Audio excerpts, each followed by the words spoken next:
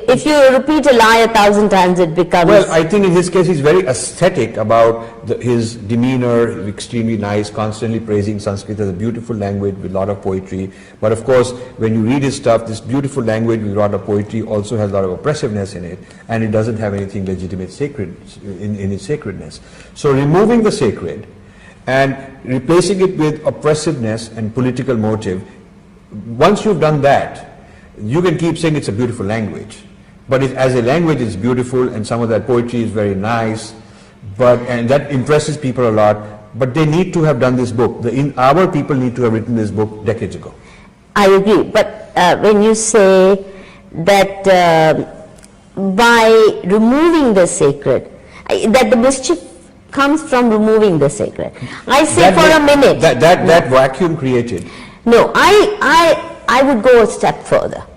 Let's say even if I am reading it as an atheist, right? Okay, the Ramayana itself, an atheist can still have high standards of loyalty to family, or responsibilities of the king to the subjects.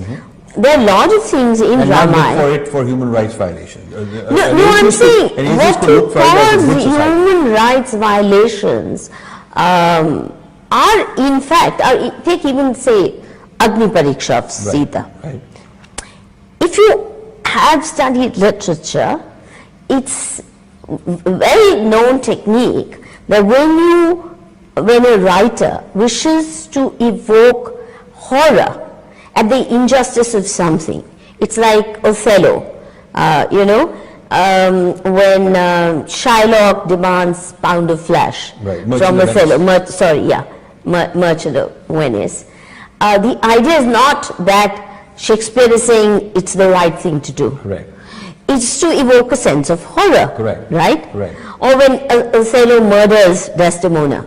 Right. The idea is not to say husbands have a right to murder. I mean, we accept, it's broadly accepted that it's to evoke a sense of rejection and horror at the unreasonableness of the act. So I think it's the same dramatic technique, say, with Agni Pariksha.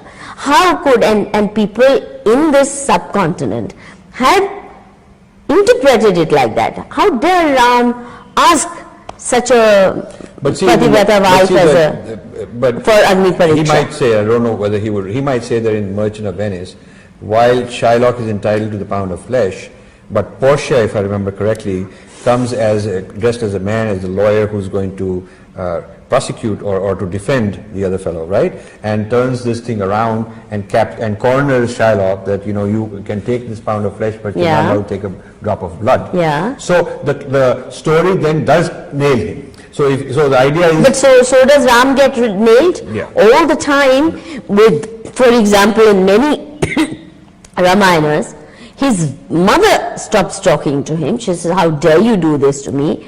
Lakshman protests, even Hanuman, the prime devotee. So now let me... And there are so many Ramayanas where Ram is made to behave differently because that's not acceptable. No, that's very true. So now let me ask you a question. Why do you think that if for 30-35 years a certain view of Ramayana has been perpetrated this way? It has been allowed to get into the US school systems.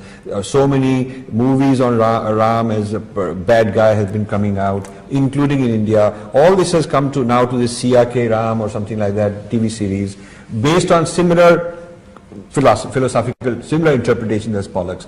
So Pollock from the academic has gone down to pop culture. These ideas have spread everywhere.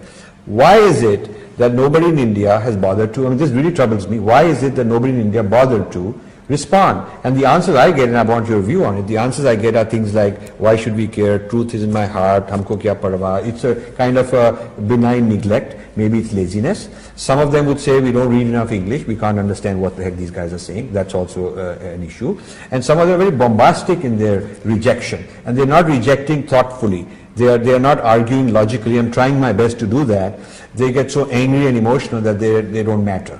So why do you think that Ramayana is a very interesting point? We agree on this completely ridiculous interpretation, very one-sided, but it has been allowed to spread so much, and there has been no rebuttal from our side.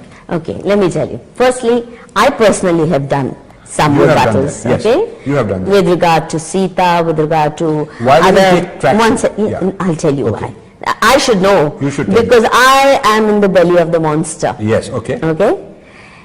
Firstly, if you challenge, I remember when this book, The Many Ramayanas, was being published, and Right. one of my articles was included, and I had taken, I had critiqued, who's that UCLA person? Rich Goldman, Goldman. The wife. Paula. Paula Goldman, Yeah. that's right. Right. Now, in this conference on Sita, Paula Goldman came up with one kind of interpretation. This was a conference on Sita Right. in was it Oxford or SOAS? And mine was a counter to her. And my essay, when it had to be edited by Paula Richman, she just forced me to cut out my critique of her. She says, you state your position. One second. I've seen so many times, yes. Not only that, Yes. no. Secondly,